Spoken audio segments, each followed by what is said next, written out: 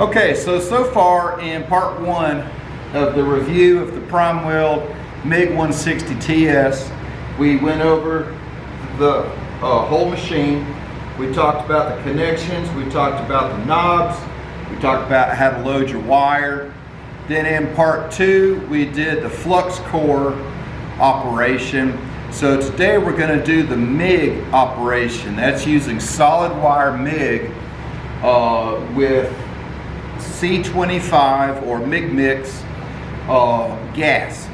I've got the gas set up at about 15, and I've already swapped out the drive wheels for the 030 wire. I'm using weld coat 030 wire, the 10-pound spool. So I put in the appropriate wheel, and we're going to get going on. But one thing I want to cover, one of the things that I see on the Facebook group, especially after Christmas when everybody's getting their new machines, is they'll put a comment in that when they squeeze the trigger, it'll go real slow, and then all of a sudden it starts feeding out fast. If you're not actively welding, making a spark, the machine thinks that you're loading up a new spool of wire. So in that little short section, it's going to feed out a little bit slow, and then it's going to shut the gas off and then feed it fast. So I've already put in my new wire, and I've got it fed through the rollers, but I don't have it advanced up into the gun. So we're going to do that now. Right now I've got it plugged into 220. So I'm going to pull the trigger and then watch the spool. It's going slow, and then it clicks, the gas turns off, and then it starts going fast. And it's going to stop here in just a second when it comes out. Okay, so now that we got our wire coming out, we can clip it back a little bit, and then we're going to put in our 030 contact tip. Now these contact tips, there's nothing special about them. These are the same little ones that you can get at Lowe's or Home Depot, hardware store, Tractor Supply, or at your local welding supply, or you can go to primeweld.com. You can buy all the consumables that you need for any of their machines on their website. So then since we're using gas, we're going to put on the gas nozzle, and it just screws on, and we're going to bump it out just a little bit. And then what I like to do with your MIG pliers is the distance from the open end to the cutter is what I like to cut it back. So I'll just put the open end against the shield and then cut it, and that's a good length sticking out. So what we have now is I've got a couple of coupons here. I've got some 3/16, and I've got some 1/4 inch. So we're going to test both of these, both on 110 and 220, see how they work out. First one we're going to do is the 3/16. So we're going to consult our guide on the door. 030 wire would come across under 3/16. It's got a dash. That means that it's not rated for that for 030 wire, but 035 wire is 20 volts and 354 inches per minute on the wire speed. So what we're going to do, I'm on 220, so I'm going to put it about, I don't know, about 19 volts and 354.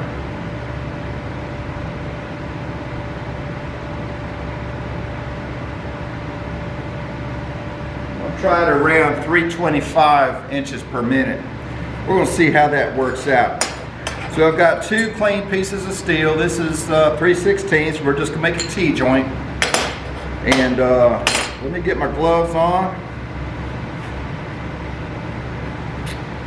And my helmet, my favorite go-to helmet.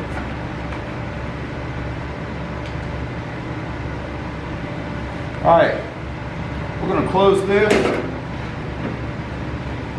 We'll check everything, make sure we're on MIG, make sure we're on 2T.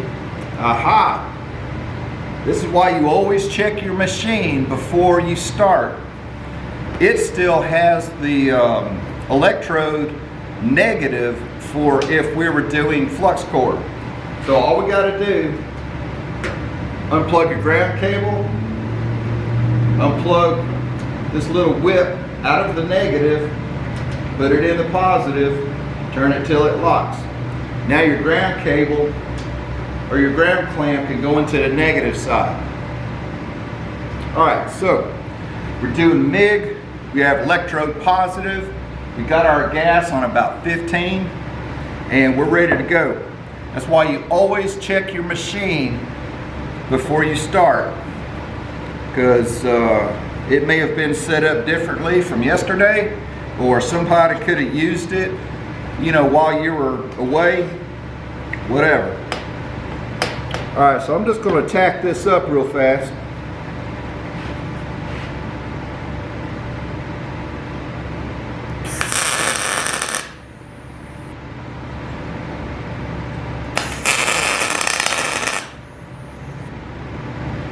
Alright, so I can tell from those tacks, I don't really like that. I'm going to increase this to about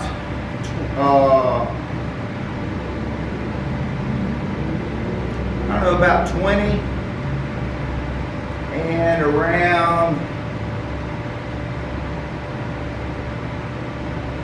350 on the inches per minute. So let's run a bead, see how it looks.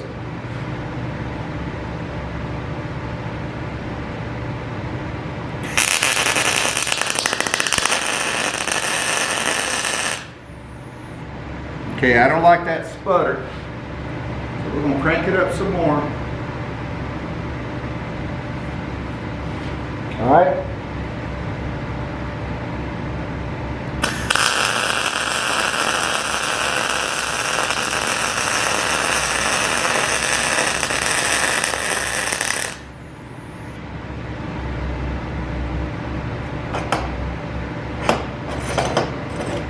Alright, so I'm still not liking that, so I'm going to turn it up some more. I'm going to max this thing out. I'm going to run a bead on the back side.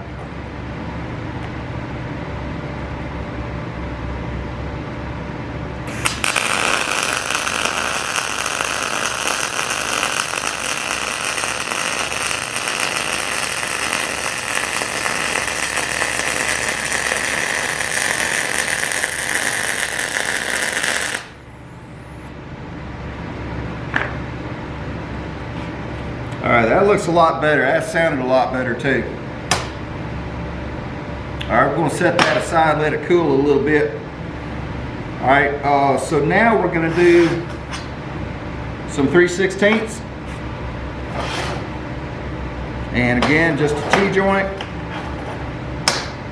I wish I had some 035 wire. That's what I normally use. But I got a project coming up. And I went this morning and bought some new wire at the welding supply, and I got 030 wire for this project that I'm going to do tomorrow. Clip this off. Alright, I don't know how it's going to do on this 3/16. I mean on this quarter. It's not really rated for that, but we're going to try it anyway. Do a couple of tacks on the ends.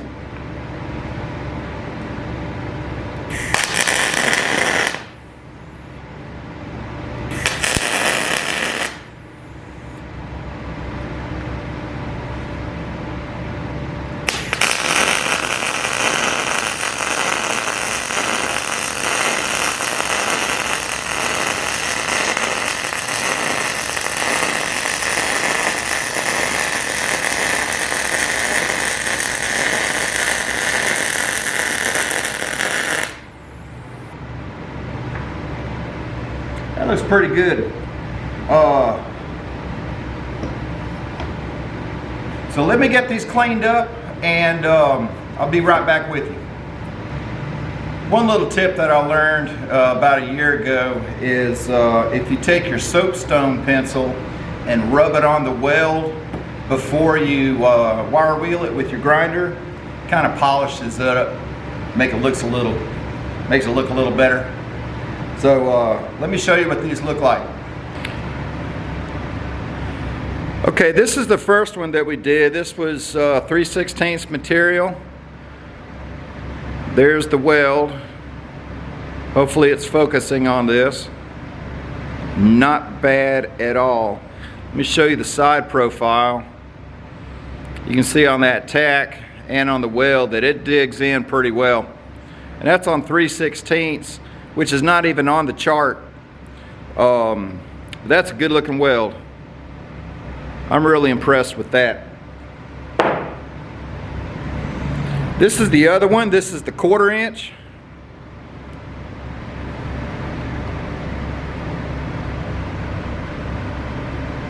How's that look?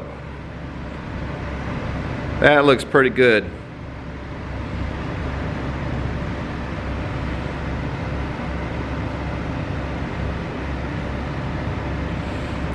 All right. Okay, so that was on 220, and that's pretty much got the machine maxed out also. Let me go find some 1/8 inch stock, and we'll put it on 110 and see what we can do with that. Okay, so now I've got the machine plugged into the 110. It's real easy. All you have to do is take your adapter that came with your machine, plug it into this end, plug this into the wall. It's that easy.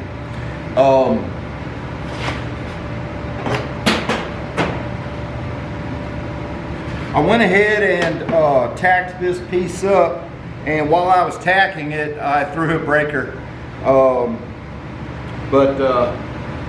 So I've got the wire speed on this pretty much maxed out, and I'm at about 20.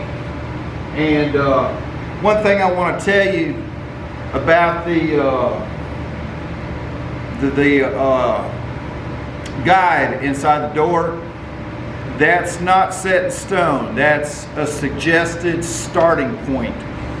You have to adjust it to the metal that you're using, what position you're doing, the style that you're doing it in, you know, and all that. But these are the starting points, or the suggested starting points of where you should be. We're going to go ahead and close the door, and I got some 1/8 inch plate here. I've already tacked the ends, and again, we're on 110 voltage, and let's see how this looks.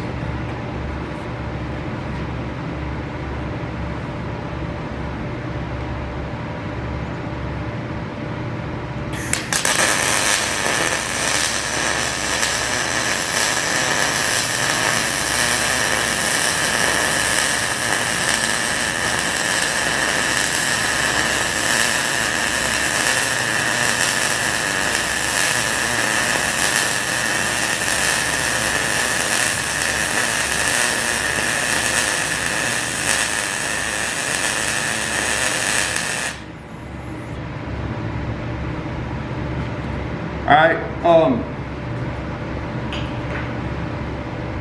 while I was doing that, in my head I got to thinking about how I told you that it tripped my breaker. It's not because of the machine. My shop is really old, and the wiring in here kind of sketchy.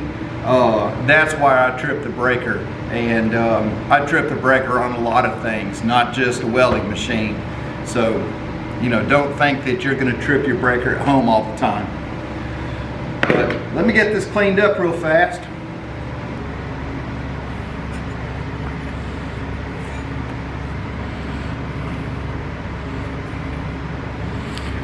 Okay, so this is 030 wire doing MIG with gas on 1/8 inch material, and that's what the weld looks like after it's all cleaned up. I think that's pretty dang good. And I want to show you the back. Look at the heat signature, and then look at the back where it tried to penetrate through. No problem with penetration. And there's the bottom. Very nice. I'm impressed. That looks good. I'll take that all day long. So what I want to do now is I'm going to clean up the back side. I'm going to put it back on 220 and see how 220 does on this 1/8 inch. Okay, I did want to tell you a little tip.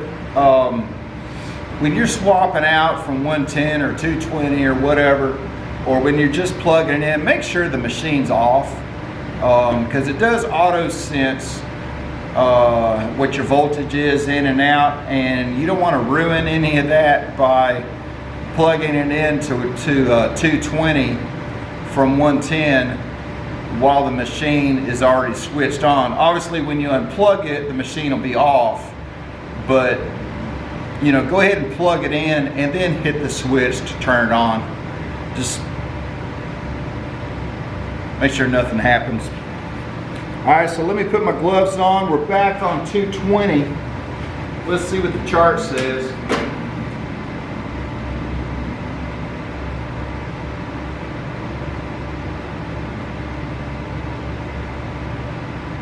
$19 volts, 354.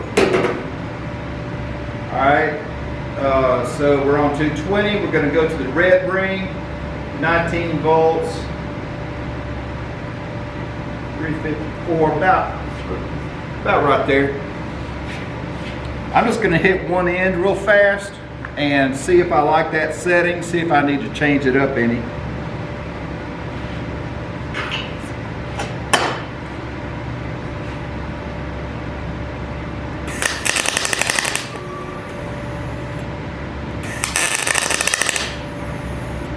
Yeah, I don't like that at all. I'm going to turn it up to about 21, now about 20, and I'm going to max out my wire speed.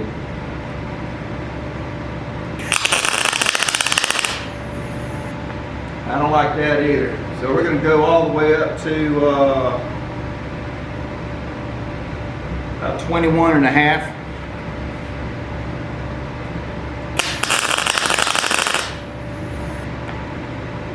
Yeah, don't like that either.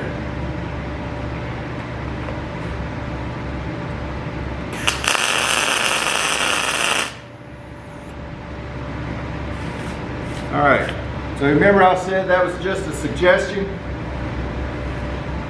The chart says for 030 wire, 1/8 of an inch, 19 volts and 354. I'm now at about 23 volts and about 395 on my wire speed. And again, this is on 220. Alright, so I think I got it dialed in. That's why you always need to keep some scrap around so that you can test before you actually work on something real.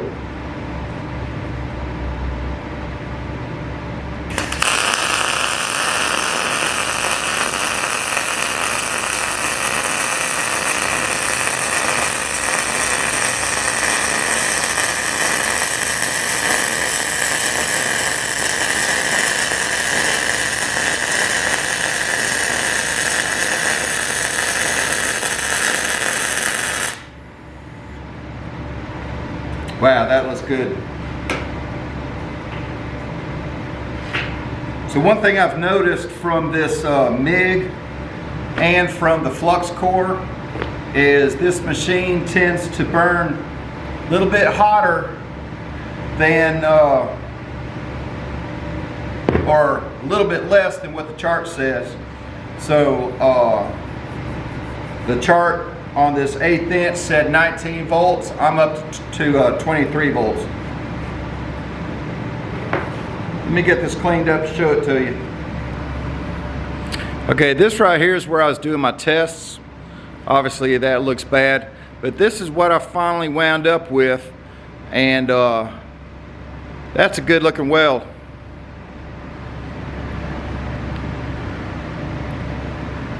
Make sure it's in focus, turn it around all kinds of ways for you.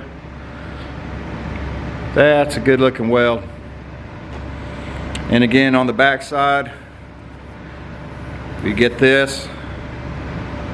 And on the front side of the other, you see a little bit right there trying to go through. Okay, so there you go. That's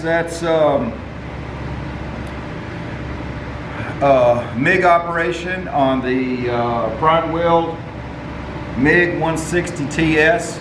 So far we've done flux core and we've done gas MIG. Next we're going to do some stick, and then after that we're going to do the spool gun. Really looking forward to that. But anyway, I'm super impressed with this little machine. I say little.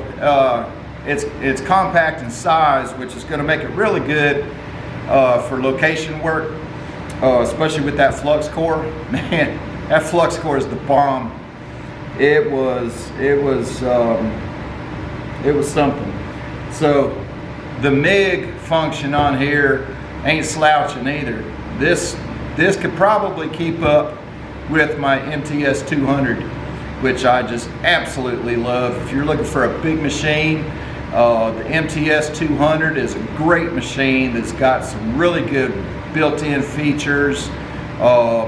Got an auto mode, you know, and all the fancy stuff for stick welding, and presets for spool gun, you know, all that kind of stuff. It's actually made for all that. And then if that doesn't do it, the MIG, I think it's the MIG 285 is the newest big MIG that they've got.